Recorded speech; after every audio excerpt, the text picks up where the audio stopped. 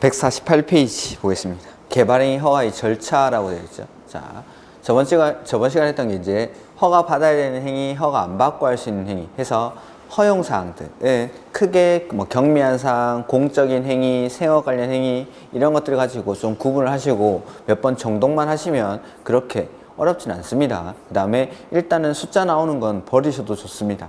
그래서 그런 것들은 제가 3월달에는 한번 정리는 할 건데 그렇게 중요한 내용은 아니니까 그건 시험에 잘 나오지도 않고 일단은 나머지 내용들 제가 체크했던 거 위주로 일단은 허가 받아야 되는 행위, 허가 안 받고 할 수 있는 행위를 좀 구분하시면 됩니다. 그 다음에 허가의 절차인데 자, 아까 허가 받아야 되는 행위가 6가지가 있었죠. 건축물의 건축, 공작물의 설치, 토지의 형질 변경, 토석 채취, 토지의 분할, 물건을 쌓아놓는 행위 중에서 하나의 행위를 한번 해보죠. 여기 토석 채취를 한번 해보죠. 이렇게 산이 있는데 여기서 이만큼의 토석을 채취하려고 합니다. 이렇게. 그래서 이렇게 토석 채취 행위를 하려는 갑은 먼저 허가권자에게 개발행위 허가 신청서를 제출을 해야 됩니다. 이렇게. 그리고 이 신청서를 받은 허가권자는 허가를 내어줄지에 대해서 고민을 하게 되죠. 이렇게. 그리고 이 고민 끝에 허가 내지는 불허가 처분을 하게 됩니다. 이렇게. 허가 내지는 불허가를 위해서죠. 불허가 내지는 허가 처분. 자, 불허가를 했을 때는 왜 불허가를 하는지에 대한 처분 사유를 알려줍니다. 처분 사유를 통지. 그 다음에 허가를 받은 경우에는 허가증을 교부를 하게 되고 이 허가증을 받아서 사업을 하는 갑은 이제 사업에 착수를 하게 되겠죠. 그 다음에 사업에 착수를 하고 공사가 완료가 되면 역시 검증 절차로서 마지막에 준공검사를 받습니다. 자, 이러한 절차로 개발행위 허가가 이루어집니다. 개발행위가 자 일단 갑은 맨 처음에 허가권자에게 허가의 신청서를 제출을 하는데 이 신청서에는 환경오염 방지, 그 다음에 경관 조경, 경관이나 조경, 그 다음에 각종 위해 방지 내지는 기반 시설의 설치나 그에 필요한 용지 확보 이러한 것들에 관한 계획서를 작성해서 이 신청서에 첨부를 해줍니다. 환경오염 방지, 경관 조경, 위해 방지, 기반시설 설치나 그에 필요한 용지 확보에 관한 계획서에서 요걸 줄여서 앞으로 환, 경, 위, 기라고 하겠습니다. 환경오염 방지, 경관 조경, 위해 방지, 기반시설 설치나 그에 필요한 용지 확보에 관한 계획서를 이 신청서에 첨부를 해줍니다. 그리고 아까 허가권자는 트, 광, 시, 군이 개발행위 허가권자라고 말씀을 드렸죠. 그 다음에 이 허가권자가 신청을 받으면 허가를 내어줄지 말지를 고민을 하는데 이 고민은 15일 동안 합니다. 15일. 이런 숫자들은 좀 특이하죠. 15일. 15일 이내에 허가 내지는 불허가 처분을 하게 되죠. 근데 이 고민을 할 때는 자기 마음대로 고민을 하는 게 아니라 허가를 내어줄지 말지 하는 기준이 있습니다. 허가의 기준. 허가의 기준 5가지 기준이 있는데 첫 번째는 개발행위의 규모에 적합해야 됩니다. 규모에 적합할 것. 그 다음에 두 번째는 도시군 관리계획이나 성장관리계획이라는 게 있습니다. 관리계획이나 성장관리계획에 어긋나지 아니할 것. 그 다음에 세 번째는 이 개발행위라는 건 갑이라는 개인 사적인 개발입니다. 사적인 개발. 이 사적 개발은 공적 개발에 지장을 주면 안 됩니다. 해서 도시, 군, 계획, 사업에 지장이 없을 것을 요건으로 합니다. 그 다음에 네 번째는 주변의 환경 내지는 경관과 조화를 이룰 것을 요건으로 하고, 다섯 번째는 기반시설의 설치나 그에 필요한 용지 확보 계획이 적절할 것. 이 다섯 가지의 기준에 맞을 때만 허가를 내어주고, 만약에 이 다섯 가지 기준 중에 하나라도 어긋난다라면 이제 불허가 처분을 하게 되는 거죠. 그러면서 왜 내가 불허가를 받는지에 대한 처분 사유를 통지를 해줍니다. 이렇게 해서 요게 허가의 기준입니다. 허가의 기준. 요건 좀 더 상세하게 나중에 책으로 확인하도록 하고, 그 다음에 이렇게 기준에 맞으면 허가를 내어주고 허가증을 교부받아서 이제 사업에 착수를 하면 공사가 완료되면 이제 준공검사를 받게 됩니다. 자, 필요한 내용들은 설명을 해가면서 책을 읽어가면서 조금씩 보충을 하겠습니다. 그래서 148페이지 개발행위 허가의 절차가 나오는데, 개발행위를 하려는 자는 그 개발행위에 따른 기반시설 설치나 그에 필요한 용지 확보, 기의 동그라미, 그 다음에 위해 방지의 위 동그라미, 환경오염 방지의 환 동그라미, 경관 조경의 경 동그라미, 이걸 줄여서 저는 이제 앞으로 환, 경, 위, 기라고 하겠다라는 겁니다. 환경오염 방지, 경관 조경, 위해 방지, 기반시설 설치나 그에 필요한 용지 확보, 이런 것들. 이거에 관한 그 뒤에 계획서 밑줄 하시고 첨부 한 신청서를 개발행위 허가권자에게 제출해야 한다.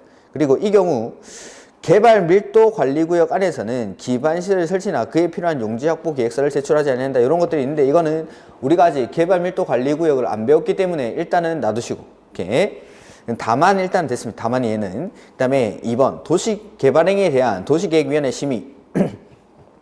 관계 행정기관장은 법 56조 1항 1호부터 3호의 행위 중 어느 하나에 해당하는 행위로서 대통령령으로 정하는 행위를 이 법 또는 이 법에 따라 허가 또는 변경 허가를 하거나 다른 법률에 따라 인허가, 승인 또는 협의를 하려면 대통령령으로 정하는 바에 따라 중앙도시계획위원회나 지방도시계획위원회 심의를 거쳐야 한다. 자, 거기 가로 아래 보면 건축물의 건축, 공작물의 설치, 토지의 형질 변경, 토석 채취라고 되어 있는데, 우리 허가받아야 되는 행위 중에 건축물의 건축, 공작물의 설치, 토지의 형질 변경, 토석 채취라는 게 있었는데, 그 중에 일정한 행위를 하려고 할 때에는 도시계획위원회의 심의를 거쳐야 되는 행위가 있습니다. 그게 뭔데? 라고 물어보면 많습니다. 되게. 그걸 다 외울 수는 없습니다. 그래서 그냥 일정한 행위들, 건축물의 건축, 공작물의 설치, 토지의 형질 변경, 토석 채취 중에 일부 행위들은 이 개발행위 허가 규모가 좀 크다든지 아니면 난개발 우려가 크기 때문에 그냥 허가를 하는 건 아니고 도시계획위원회의 심의를 거쳐야 됩니다. 심의를. 그게 어떠한 행위인지는 모르셔도 좋습니다. 그래서 일부 행위는 도시계획위원회 심의를 거쳐서 허가를 한다라는 거죠. 도시계획위원회 심의를 거쳐서. 근데 가로 2번에 심의 생략. 다음의 어느 하나에 해당하는 개발행위는 중앙도시계획위원회나 지방도시계획위원회의 밑줄 심의를 거치지 않아야 한다. 자, 일부 행위는 심의를 거치고 허가를 내어주는 행위가 있다라고 했는데, 그 중에서도 다음의 행위는 심의를 거치지 않고 허가를 내어줄 수가 있습니다. 그 중에서 이걸 다 외울 수 없으니까 2번 기출문제 나온 것만 보겠습니다. 2번에 밑줄합니다. 지구단위 계획 또는 그 뒤에 성장관리 방안을 수립한 지역. 자, 1월 달에 국계법이 개정된 내용이 있습니다. 이게 7월 달부터 시행이 될 건데, 지금부터 그 국계법에 개정된 내용은 제가 아마 3월 달에 한번 정리를 해서 나눠드릴 겁니다. 성장 관리 방안, 요거는 앞으로 성장 관리 계획 요렇게 좀 바꿔 읽으십시오. 성장 관리 계획. 그래서 성장 관리 계획이라는 걸로 바뀌었고, 그 다음에 이 성장 관리 계획을 수립하는 지역을 성장 관리 계획 구역 이런 것들을 하나 만들었습니다. 이거 없던 내용은 아니고 원래 있던 건데 요거 조금 변경을 한 거니까, 일단은 성장 관리 방안이라는 단어는, 우리 책의 성장 관리 방안이라는 단어는 성장 관리 계획으로 바꿔주시면 됩니다. 이런 것들은 3월 달에 정리를 해서 제가 자료로 한번 나눠 드릴 겁니다. 성장 관리 방안을 성장 관리 계획으로만 바꿔주시면 됩니다. 이렇게. 그래서 지구단위 계획 또는 성장 관리 방안을 수립한 지역에서 하는 개발행위, 요거는 심의를 거치지 않고 할 수가 있다라는 거. 그래서 자, 개발행위 허가사항 중에 일부 행위들은 심의를 거쳐서 허가를 합니다. 다만 지구단위 계획이나 성장 관리 방안을 수립한 지역에서 하는 개발행위는 심의를 거치지 않고 허가를 할 수가 있다. 그까지만. 그까지만. 나머지 내용들은 더 이상 보면 양이 너무 많기 때문에 이건 뭐 알 수도 없고. 다음 페이지. 그 다음에 가로 3번에 뭐 요청 이런데 이런 것들은 그냥 보지 마십시오. 3번은. 그 다음에 3번. 그 150페이지 중간쯤에 3번. 개발행위 허가 신청에 대한 처분이라고 되어 있는데 허가 기준. 요거죠. 자, 허가권자는 신청을 받으면 허가를 내어줄지 말지 고민을 하는데 그 고민은 자의적으로 하는 게 아니라 법에서 정하는 허가의 기준이 있습니다. 이 5가지의 기준에 맞을 때만 허가를 내어줄 수가 있다라는 거죠. 그래서 특별시장, 광역시장, 시장, 문수 이 사람들이 개발행위 허가권자, 허가 신청 내용이 다음의 기준에 맞는 경우에만 허가 또는 변경 허가를 하여야 한다 해서 1번 용도지역별 특성을 고려하여 다음으로 정하는 밑줄 개발행위의 규모에 적합할 것. 여기 개발행위 규모에 적합할 것. 다만 개발행위가 농어촌 정비사업으로 이루어지는 경우 등 대통령령으로 정하는 경우에는 개발행위 규모에 제한 받지 않는다. 이런 것들은 됐고. 그래서 자 규모가 쭉 나와 있는데 이 규모를 좀 정리를 해보죠. 개발행위 규모를 이쪽에다 규모를 이쪽에다가 정리를 하겠습니다. 자, 용도 지역별 특성을 고려해서 다음의 기준에 맞을 때만 허가를 내어주겠다라고 했죠. 그래서 용도 지역별로 허가를 받을 수 있는 기준 면적이 있습니다. 기준 면적이. 그래서 주거 지역, 그리고 상업 지역, 그 다음에 자연 녹지, 그리고 생산 녹지 이런 곳에서는 1만 제곱미터 미만입니다. 미만. 요 미만이라는 거. 미만일 때에만 허가를 받을 수가 있고. 그 다음에 자연환경 보전지역. 그 다음에 보전녹지입니다. 보전녹지. 이런 데서는 5,000제곱미터 미만일 때 허가를 받을 수가 있고. 그 다음에 나머지 공업. 그 다음에 관리. 그 다음에 농림.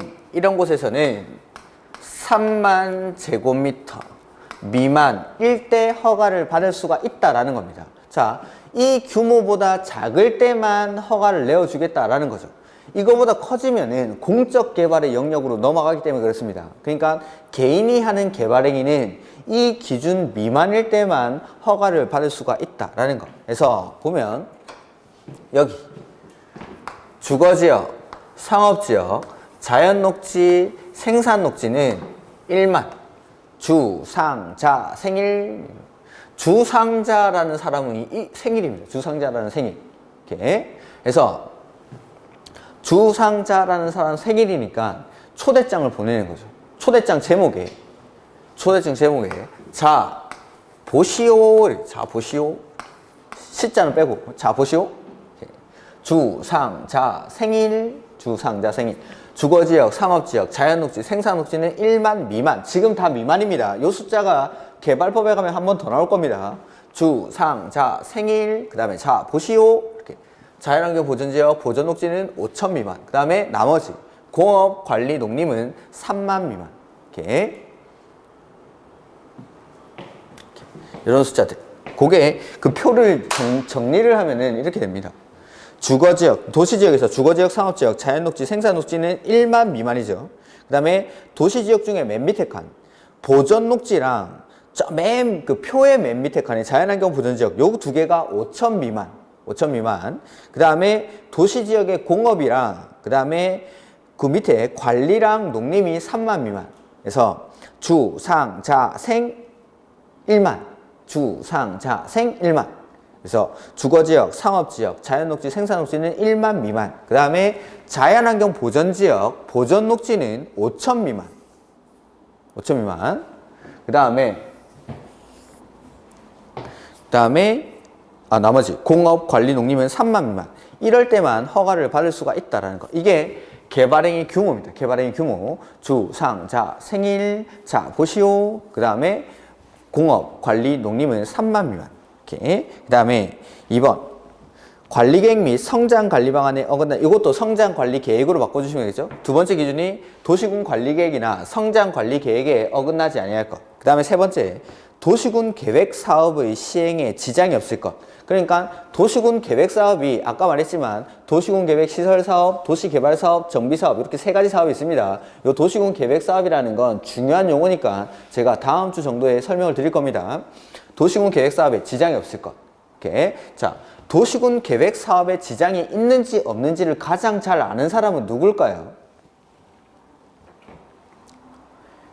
이 도시군 계획 사업을 하는 사람. 그래서 이 도시군 계획 사업에 지장이 있으면 안 되기 때문에 도시군 계획 사업 시행자에게 의견을 듣습니다. 그게 어디 나오냐면은 151페이지 가로 2번에 151페이지 가로 2번 그 바로 옆에 페이지죠. 도시군 계획 사업 시행자의 의견 청취. 특광시군은 개발행위 허가 또는 변경 허가를 하려면 여기 도시군 계획 사업에 지장이 있으면 안 되기 때문에 그 개발행위가 도시군 계획 사업의 시행에 지장을 주는지에 관해서 해당 지역에서 시행되는 밑줄 도시군 계획 사업의 시행자의 의견을 들어야 한다. 이렇게. 시행자의 의견을 들어야 한다. 그래서 화살표를 이렇게 3번에서 가로 2번으로 보내놔도 됩니다. 그 다음에 4번.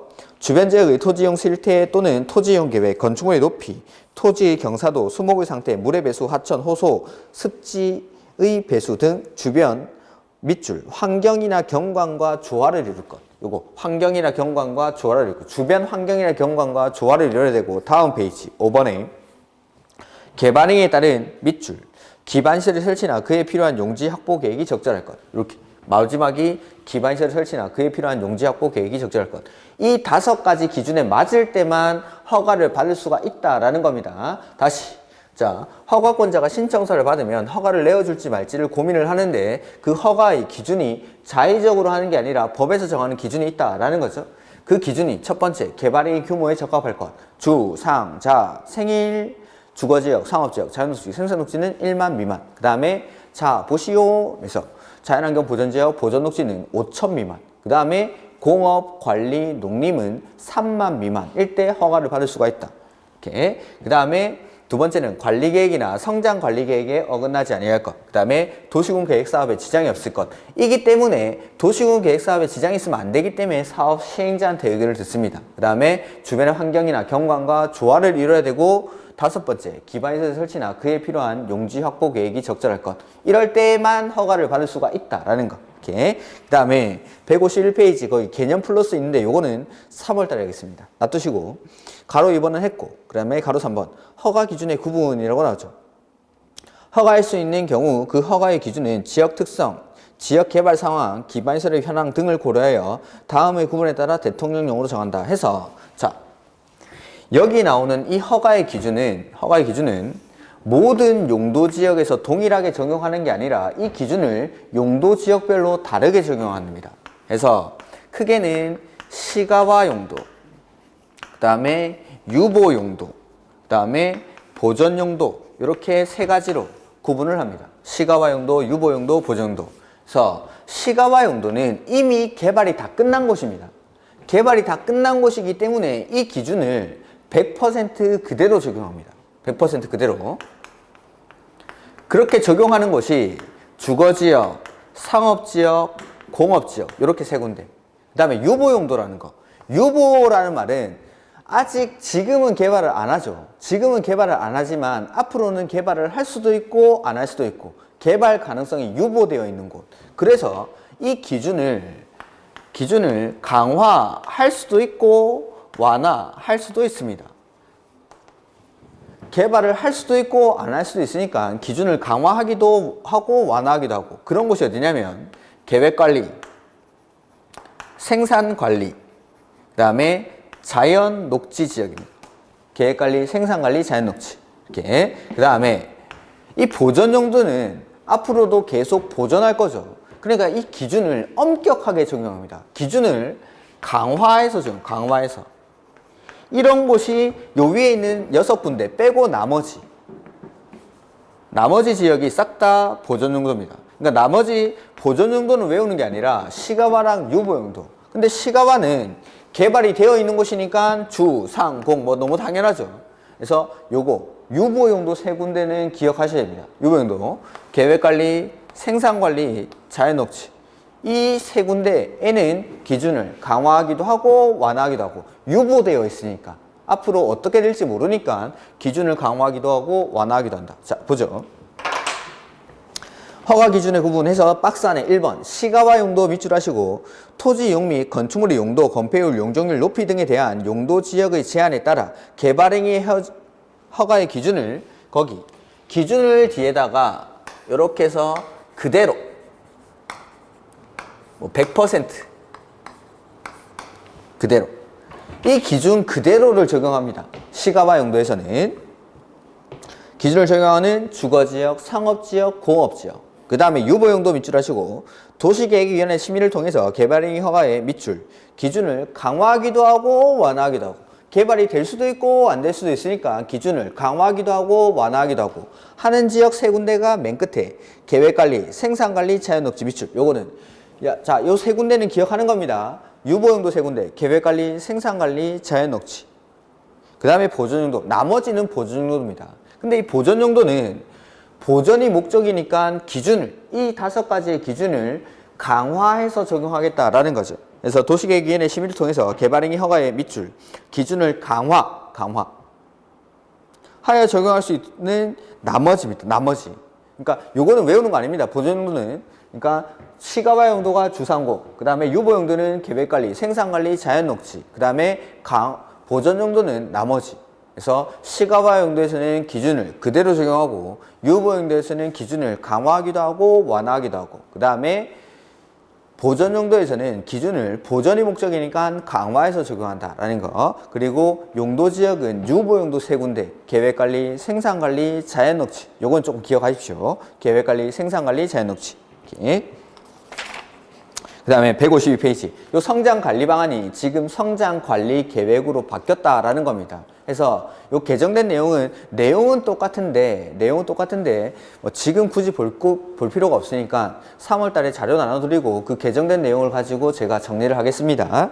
일단 넘어가죠. 그 다음에 154페이지 154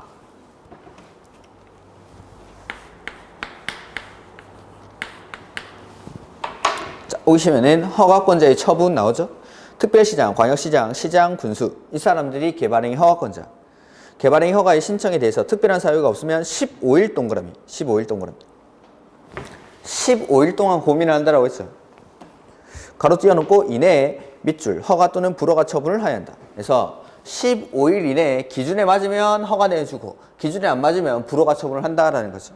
그리고 또한 특광시구는 허가 또는 불허가 처분을 한 때에는 지체 없이 그 신청인에게 허가 내용이나 불허가 처분 사유를 서면 또는 국토이용 정보 체계를 통해서 알려야 한다. 그래서 불허가를 했을 때는 처분 사유, 왜 불허가를 받았는지에 대한 처분 사유를 통지해주고 허가를 받은 경우에는 허가증을 거부를 한다 이런 뜻이죠. 이렇게. 그다음에 조건부 허가라는 게 나옵니다. 자, 허가를 내어줄 때 여기 허가를 내어줄 때 조건을 붙여서 조건부로 허가를 하는 게 가능합니다. 어떠한 조건을 붙이냐면은 저기 아까 나왔던 거 환, 경, 위, 기 등에 관한 조치를 할 것을 조건으로 허가를 할 수가 있습니다. 이렇게. 자, 혹시 민법 시간에 조건, 기한 이런 것들 배우셨는지 모르겠는데 조건이라는 건 미래에 발생이 불확실한 사실, 기한은 미래에 발생이 확실한 사실을 조건, 기한 이렇게 구분을 하는데 요거 민법 총칙 맨 끝부분에 나오는데 그래서 배웠는지 안 배웠는지 제가 지금 물어볼 수가 없어서 배웠다라고 가정하겠습니다. 안 배웠다라고 가정을 하고 제가 설명을 해보면은 조건이라는 건 내일 만약에 비가 온다라면 이런 것들이 조건입니다. 비가 내일 올 수도 있고 안 올 수도 있는 거죠. 그런 것들은 조건. 미래에 발생이 불확실한 사실. 근데 네가 만약에 죽는다면, 사람이 죽는다면 이런 것들. 사람은 무조건 죽죠. 그러니까 이런 것들은 발생 가능성이 확실한 겁니다. 확실한 거. 그걸 기한이라고 합니다. 그러니까 조건이라는 건 미래에 발생 가능성이 불확실한 것. 기한은 미래에 발생 가능성이 확실한 것. 이게 이제 민법 시간에 배우는 건데 지금 보시면 조건부로 허가를 할 수가 있다는 거죠. 조건이라는 건 방금 미래에 발생 가능성이 불확실하다는 거죠. 그러니까 환, 경, 위, 기 등에 관한 조치를 할 것을 조건으로 허가를 할 수가 있다라는 거. 근데 방금 말씀드렸다시피 조건이라는 건 미래의 이행 여부가 불확실한 겁니다. 불확실한 거. 조건이니까. 할 수도 있고 안 할 수도 있고. 그래서 이 조건의 이행을 담보하기 위해서 돈을 받아놓습니다. 돈을. 그 돈을 이행 보증금이라고 합니다. 이행 보증금. 이행을 담보하기 위한 돈이다라고 해서 이행 보증금이라고 부릅니다. 조건을 담보하기, 조건의 이행을 담보하기 위해서 해서 이 이행 보증금은 총 공사비의 20% 이내에서 납부를 하고 그 다음에 원칙은 현금으로 납부하는데 보증서로 가름할 수가 있습니다. 그 다음에 이행을 담보하기 위한 돈이니까 이행을 확실히 믿을 수 있는 애들한테는 이 이행보증금을 받을 필요가 없겠죠. 그래서 공공은 이행보증금을 예치하지 않습니다. 이행보증금을. 이런 것들이 이행보증금에 관한 내용. 그리고 조건, 허가를 내어줄 때 조건부로 네가 이걸 하면 환경오염 방지, 경관 조경, 위해 방지, 기반시설 설치 이런 것들에 대한 필요한 조치를 하면 내가 허가를 내어주겠다라는 겁니다. 조건부로 네가 그냥 무조건 허가를 내어주는 게 아니라 이런 것들을 하면 허가를 내어주겠다. 그럴 때는 물어봐야 됩니다. 누구한테 물어보냐면 조건부로 허가할 때는 여기 신청한 사람. 자, 너의 토석 채취를 환경, 위, 기 등에 관한 조치를 네가 한다라면 내가 허가를 내어주겠다라는 거죠. 그러니까 이런 조건을 붙이는데도 네가 그 개발행위를 하겠냐라고 개발행위 허가를 신청한 자한테 물어보는 겁니다. 조건을 붙일 건데 그래도 네가 저거 할래? 물어보는 거죠. 그러니까 개발행위 조건을 붙일 때는 개발행위 허가를 신청한 자한테, 아까 여기 개발행위 허가의 기준에서는 도시군 계획 사업에 지장이 있으면 안 되기 때문에 사업의 시행자한테 물어보는 거고, 조건을 붙일 때는 허가를 신청한 자한테 물어봅니다. 이렇게 해서 보시면 특별시장, 광역시장, 시장군수는 개발행위 허가를 하는 경우 그 개발행위에 따른 거기 아까 나왔던 거 그대로죠. 환, 경, 위, 기 동그라미 치시면 됩니다. 조치를 할 것을 밑줄 조건으로 개발행위 허가를 할 수 있다. 이렇게. 그리고 특광시군은 개발행위 허가에 조건을 붙이려는 때는 다음 페이지 개발행위 허가를 신청한 자의 의견을 들어야 한다. 밑줄 신청한 자. 그 다음에 개발행위 허가 이행의 담보라고 되어 있죠. 자, 조건이라는 건 미래의 이행 여부가 불확실하기 때문에 이행을 담보하기 위한 돈을 받아 놓습니다. 그걸 이행보증금이라고 하죠. 그래서 특별시장, 광역시장, 시장군수는 환, 경, 위, 기 등을 위해서 필요하다고 인정하는 경우로서 다음에 정하는 경우에는 이의 이행을 담보, 보증하기 위해서 개발행위 허가를 받는 자로 하여금 밑줄 이행보증금을 예치하게 할 수 있다. 밑줄. 이렇게. 그래서 이행보증금을 예치하는 사유가 그 밑에 5가지가 나오는데 건축물의 건축이나 공작물의 설치, 토지의 형질 변경, 토속 채취 중 하나에 해당하는 개발행위로서 당해 개발행위로 인해서 도로, 수도 공구 설비, 하수도 등 밑줄 기반시설의 설치가 필요한 경우 거기 기에다가 동그라미 해줘. 기. 기반시설 설치가 필요한 경우에 기. 그 다음에 니은에 토지의 굴착에 굴 동그라미 굴. 토지를 이렇게 파내면은 손괴의 우려가 있기 때문에 그때 이행보증금을 예치하게 합니다. 그 다음에 토석의 발파, 발 동그라미 발. 자리가 좀 모자라니까 밑에 기반시설의 설치에 기, 그 다음에 토지의 굴착에 굴, 그 다음에 토석의 발파에 발. 다이너마이트 같은 거 터트리면은 소음이 발생할 수 있고, 그러니까 그 다음에 리을에 토석을 운반하는 차량의 통행에 차 동그라미 차량의 통행. 덤프트럭들 왔다 갔다 하면은 먼지 날리고 소음 생기고 하겠죠. 이런 것들을 위해서 이행보증금을 예치하게 한다라는 거죠. 그 다음에 미음에 토지 형질 변경이나 토석 채취가 완료된 후 비탈면의 조경. 비탈면의 조경에 조 동그라미. 해서 기, 굴, 발, 차, 조 이렇게. 기반시설 설치, 토지의 굴착, 토석의 발파, 차량의 통행, 비탈면의 조경. 이러한 사유가 있을 때는 이행보증금을 예치하게 할 수 있다라는 겁니다. 주변의 환경이라든지 이런 것들에 위해를 가할 수가 있으니까.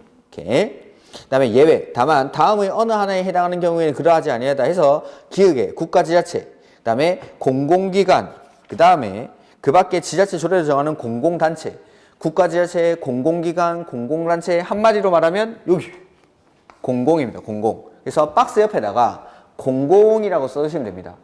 자, 그러하지 아니하다라니까 이행보증금을 예치할 필요가 없다라는 거죠. 그러니까 공공은 믿을 수 있기 때문에 이행보증금을 굳이 예치하지 않아도 관계가 없습니다. 다음 페이지. 이행보증금의 예치 방법이라고 되어 있는데 동그라미 1번. 이행보증금은 예치금액은 기반시설의 설치나 그에 필요한 용지 확보, 위해 방지, 환경오염 방지, 경관 및 조경을 위해서 필요한 비용의 범위 안에서 산정하되 밑줄 총 공사비의 20%, 총 공사비의 20%가 되도록 하고 그 산정에 관해서 쭉 그 나머지는 안 보셔도 좋습니다. 그 다음에 동그라미 2번. 이행보증금은 원칙 밑줄 현금으로 납입하되 맨 마지막 줄에 이행 밑줄 보증서 등으로 가름할 수 있다 밑줄. 원칙은 현금으로 납입하는데 보증서로 가름할 수 있다. 그 다음에 3번. 자, 이행보증금이라는 건 개발행위 허가를 받은 사람이 이 조건들을 이행 안 할까봐 받아놓은 돈입니다. 그러면 이행을 하면 당연히 반환을 해야겠죠. 그래서 준공공사, 공사가 끝나고 나면 이 이행보증금은 반환을 해야 됩니다. 즉시. 그래서 이행보증금은 개발행위 허가를 받은 자가 준공검사를 받은 때에는 즉시 반환한다. 밑줄 하면 되겠죠. 준공검사를 받은 때 즉시 반환. 그 다음에 개발행위 허가 규정의 위반 시 조치가 나오는데 가로 1번 제목에다가 밑줄하십시오. 원상회복 명령. 특별시장, 광역시장, 시장군수는 개발행위 허가를 받지 아니하고 개발행위를 하거나 허가 내용과 다르게 개발행위를 하는 자에게는 그 토지를 원상회복을 명할 수 있다. 그러니까 허가 안 받고 개발행위를 하거나 허가받은 내용이랑 다르게 개발행위를 한 겁니다. 그럴 때는 다시 원상태로 돌려라고 원상회복 명령을 할 수 있습니다. 원상회복 명령을 했는데 말 안 듣죠? 말 안 들으면 그 옆에 페이지 가로 2번에 제목에만 밑줄 행정대집행. 자, 허가를 안 받고 개발행위를 했거나 허가받은 내용과 다르게 개발행위를 했습니다. 그러면은 다시 원상태로 돌려라고 원상회복 명령을 합니다. 그럼에도 불구하고 말을 안 듣는다. 그럴 때는 행정대집행, 행정청이 대신 집행을 하겠다라는 뜻입니다. 원래는 내가 원상태로 복구를 해야 되는데 말을 안 들으니까 행정청이 대신 원상태로 복구를 하는 거죠. 이렇게. 그래서 특별시장, 광역시장, 시장군수는 원상회복 명령을 받은 자가 원상회복을 하지 아니하면 행정대집행법에 따른 행정대집행에 따라 원상회복을 할 수 있다. 이 경우 행정대집행할 때 돈이 들어갈 수 있겠죠. 그 돈은 이 개발행위 허가를 신청한 사람이 맡겨놓은 돈, 요 이행보증금을 쓸 수가 있습니다. 해서 이 경우 행정대집행에 필요한 비용은 개발행위 허가를 받은 자가 예치한 이행보증금을 사용할 수 있다. 이 경우 돈 남으면 역시 즉시 반환을 해줍니다. 이렇게. 그 다음에 관련 인허가의 의제 이런 거 됐습니다. 지금 보지 마시고 요거는 제가 시험 치기 직전에 한번 묶어서 설명을 할 겁니다. 그래서 개발행위 허가를 받으면 이러한 내용들도 허가를 받은 걸로 봐주겠다라는 겁니다. 개발행위 허가를 받으면 이러한 내용도 허가 받은 걸로 봐준다. 뭐 18건이나 되는데 이걸 외울 수가 없겠죠. 이렇게. 근데 그 157페이지 옆에 OX가 나오죠. 그거는 쭉 밑줄하죠. 개발행위 허가를 받으면 건축법령상 건축 허가를 받은 것으로 본다. 아닙니다. 개발행위 허가를 받았다라고 해서 뭐 이런 것들 뭐가 의제되는지 기억할 필요는 없는데 개발행위 허가를 받는다라고 해서 여기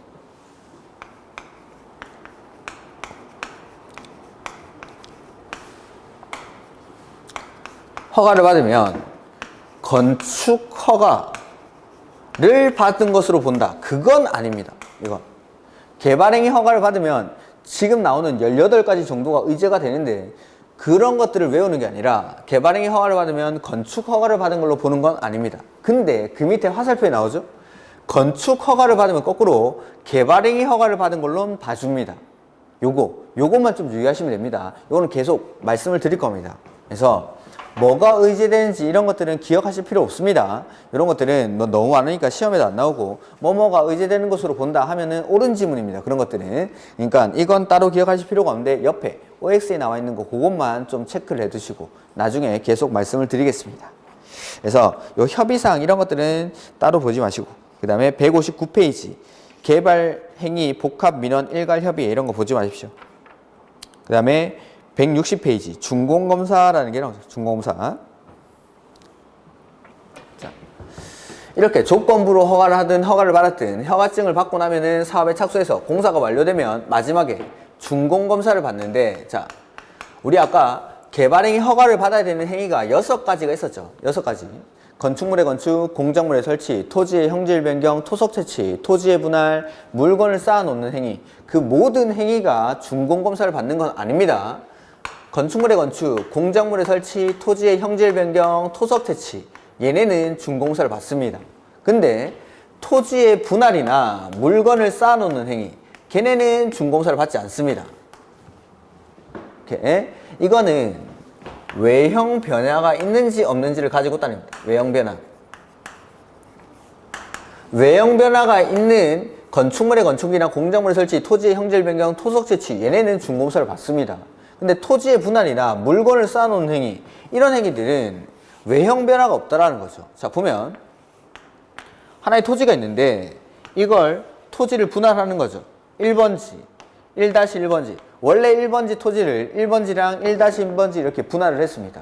그렇다라고 해서 밖에서 보기에는 전혀 외형적으로 변화가 없기 때문에 이런 것들은 공사가 잘 됐는지 안 됐는지를 판단할 필요가 없다는 거예요. 준공사를 받을 필요가 없다. 이렇게. 그 다음에 물건을 쌓아놓은 행위도 나대지에다가 물건 쌓아놨다가 치워버리면 1개월 이내에서 쌓아놓는 거니까 이런 것들도 준공검사를 따로 요하지 않습니다. 이렇게. 그래서 준공검사를 받아야 한다 해서 그 밑에 건축물의 건축, 공작물의 설치, 토지의 형질 변경, 토석 채취 이것보다도 옆에 이해라고 해가지고 토지의 분할이나 물건 적치, 적치란 말이 쌓아놓는다 이 말이죠. 물건의 적치는 준공사를 받지 않는다. 거기에다 붙여. 토지의 분할이나 물건의 적치는 준공사를 받지 않는다. 그 다음에 다른 법률 의제 이런 것들은 안 보셔도 됩니다. 요까지가 개발행위 허가의 절차입니다. 다시 한번 보죠.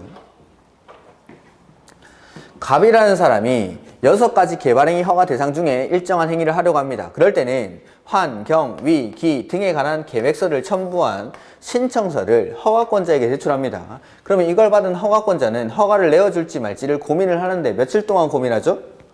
15일. 15일 이내에 불허가 내지는 허가 처분을 하게 됩니다. 그리고 이렇게 고민을 할 때 허가를 내어줄지 말지를 판단할 때에는 자의적으로 판단하는 게 아니라 허가의 기준이 있다라는 거. 허가의 기준은 그래서 5가지 기준이 있죠. 그게 첫 번째 개발행위 규모에 적합할 것. 그 규모가 여기 주거지역, 상업지역, 자연녹지, 생산녹지는 1만 미만. 주, 상, 자, 생 1만 미만입니다. 미만. 그 다음에 자연환경 보전지역, 보전녹지는 5천 미만. 5천 미만. 그 다음에 공업, 나머지 공업, 관리, 농림은 3만 미만일 때 허가를 받을 수가 있다라는 것. 그 다음에 두 번째는 관리계획이나 성장관리계획에 어긋나지 아니할 것. 그 다음에 도시군 계획사업에 지장이 없어야 될 것. 그래서 도시군 계획사업에 지장이 있으면 안 되기 때문에 도시군 계획사업 시행자한테 의견을 듣습니다. 그 다음에 환경이나 경관과 조화를 이뤄야 되고 기반시설 설치가 가능할 것. 이 기준에 맞을 때만 허가를 내어주겠다라는 거죠. 그 다음에 허가를 내어줄 때는 조건을 붙여서 환, 경, 위, 기 등에 관한 조치를 할 것을 조건으로 허가를 할 수 있고 조건을 붙이려고 할 때는 여기 개발행위 허가를 신청한 사람한테 의견을 듣습니다. 신청한 사람. 그 다음에 조건이라는 건 미래에 실현 가능성, 이행 여부가 불확실하기 때문에 이 이행을 담보하기 위해서 돈을 받아 놓습니다. 그걸 이행보증금이라고 하죠. 이 이행보증금은 총 공사비의 20% 이내로 하고 원칙은 현금으로 납부하는데 보증서로 가름할 수 있습니다. 그리고 이행을 담보하기 위해 한다. 이런 것들은 믿을 수 없기 때문에 받는 돈이기 때문에 믿을 수 있는 국가지자체, 공공기관, 공공단체 이런 사람들은 이행보증금을 예치할 필요가 없습니다. 해서 사업에 착수를 해서 공사를 완료하고 나면 준공사를 받는데 모든 행위가 다 준공검사 대상이 되는 건 아니고 건축물의 건축, 공작물의 설치, 토지의 형질 변경, 토석 채취 얘네들은 외형 변화가 있기 때문에 준공사를 받지만 토지의 분할이나 물건을 쌓아놓는 행위는 준공검사를 받지 않습니다. 외형 변화가 없기 때문에 요게 개발행위 허가라는 거예요. 개발행위 허가. 그 다음에 161페이지 개발행위 허가의 제한이라는 게 나오죠. 제한. 자, 요 제한은 공법에서 총 3번 나올 겁니다. 3번. 그 3번들마다 이제 다 공통점이 있는데 그걸 한번 정리를 해보죠.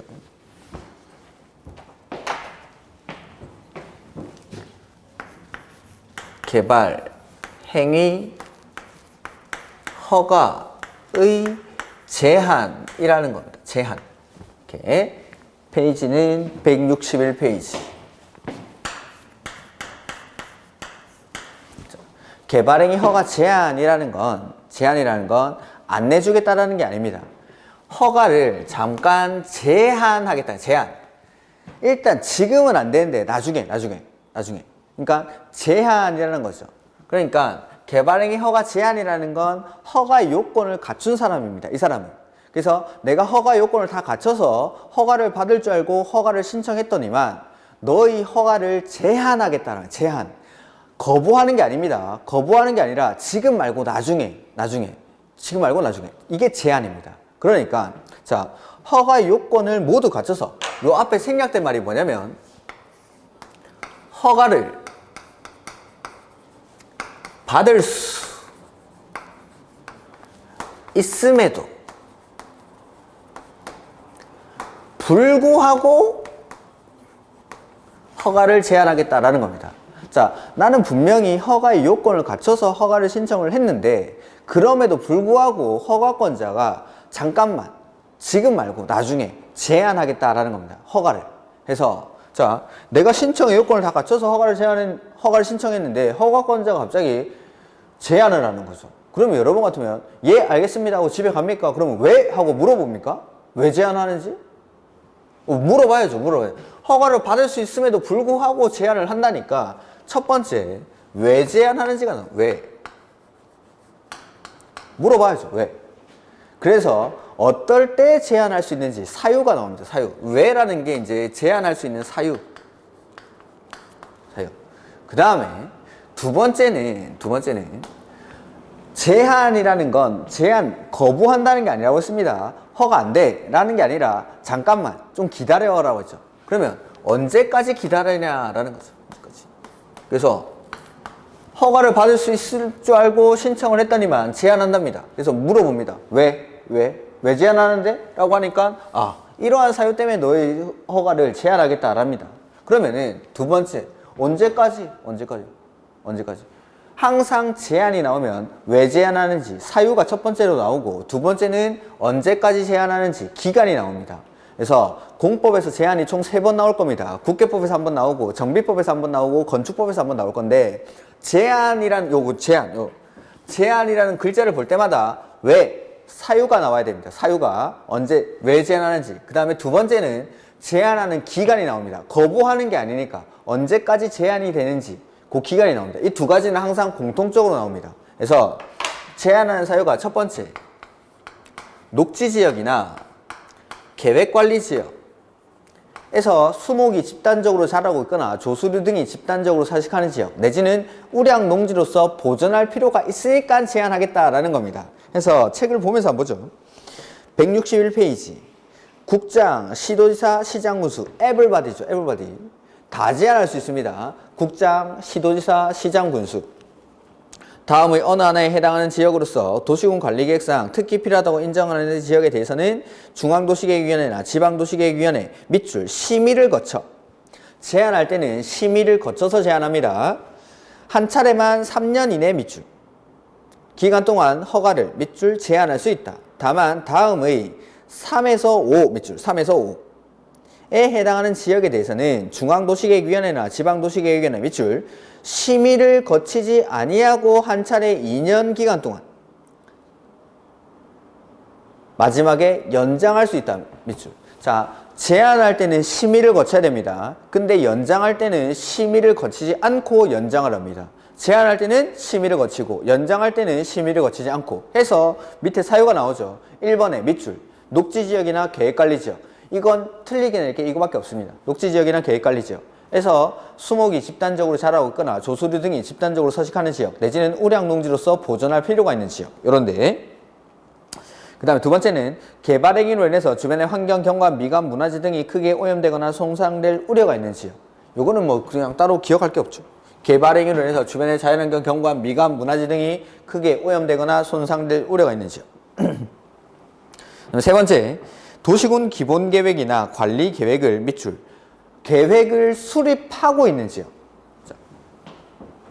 그러니까 세 번째는 도시군 기본 계획이나 관리 계획을 수립 중인지, 수립 중. 계획을 만들고 있죠. 계획을. 그러니까 지역으로서 그 기본 계획이나 관리 계획이 결정된 경우 용도 지역, 지구, 구역 등의 변경이 예상되고 그에 따라 개발 행위 허가의 기준이 크게 달라질 것으로 예상되는 지역. 계획 만들고 있으니까 계획 만들어지고 나면 그때 기준이 달라질 수 있으니까 그때 해주겠다라는 그때. 그러니까 계획을 만드는 중이니까 계획 만들어질 때까지 기다려라는 겁니다. 네 번째, 밑줄. 지구 단위 계획구역.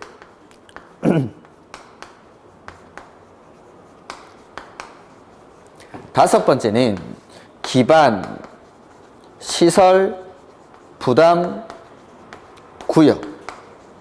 자, 우리 지구 단위 계획구역 배웠죠.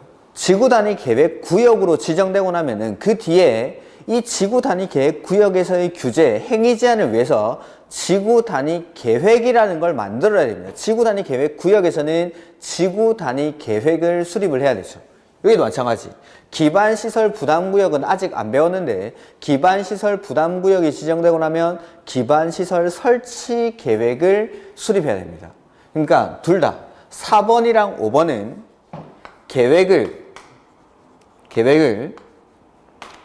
수립할 예정인증, 예정. 그러니까 3번, 4번, 5번을 한꺼번에 말하면은 계획을 수립 중이거나 수립할 예정인 곳입니다. 계획을 수립 중이거나 수립할 예정인 곳. 이런 데서는 자, 이러한 사유가 있기 때문에 제한을 하겠다라는 거죠. 제한을 하겠다. 근데 제한을 할 때는 아까 박스 위에서 읽었던 게 심의를 거쳐서 한 차례 3년 동안 제한합니다. 그러니까 일단 1번, 2번 요거 심의를 거쳐서 3년 동안 제한을 합니다. 3번, 4번, 5번도 심의를 거치고 3년 동안 제한을 합니다.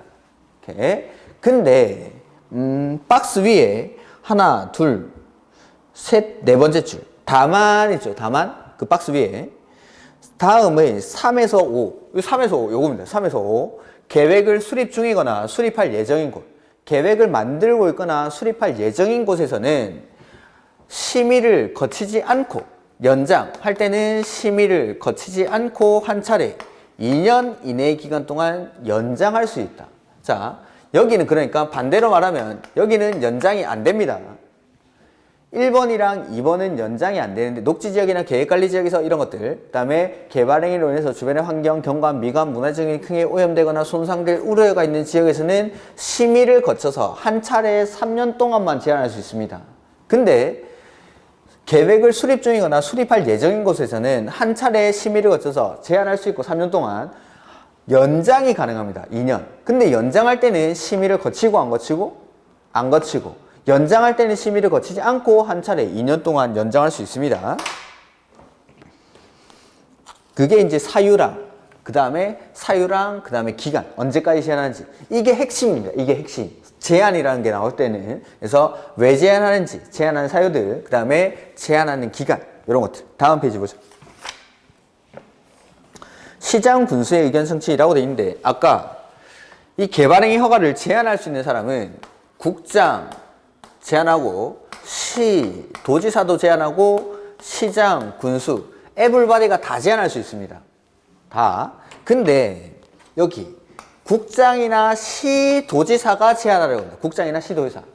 이런 사람들은 그 지자체의 사정을 잘 모를 수 있기 때문에 시장 군수에게 의견을 듣고 제한합니다.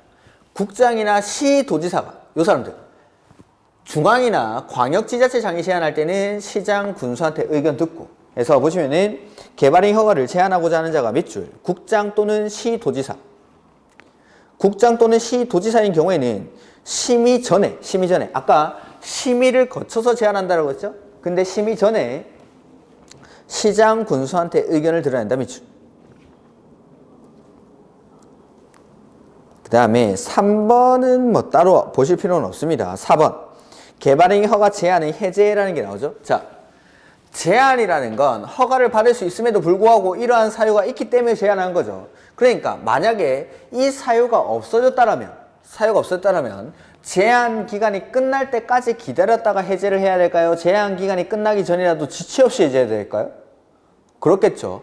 이 사유가 있기 때문에 제한을 한 겁니다. 그러니까 사유가 없어지면 제한 기간이 끝나기 전이라도 지체 없이 해제합니다. 그래서 개발행위 허가를 제한하기 위해서 개발행위 허가를 제한 지역을 등을 고시한 국장, 시도지사, 시장군수는 해당 지역에서 개발행위를 제한할 사유가 없어진 경우에는 밑줄 제한 기간이 끝나기 전이라도 지체 없이 마지막에 해제하여야 한다.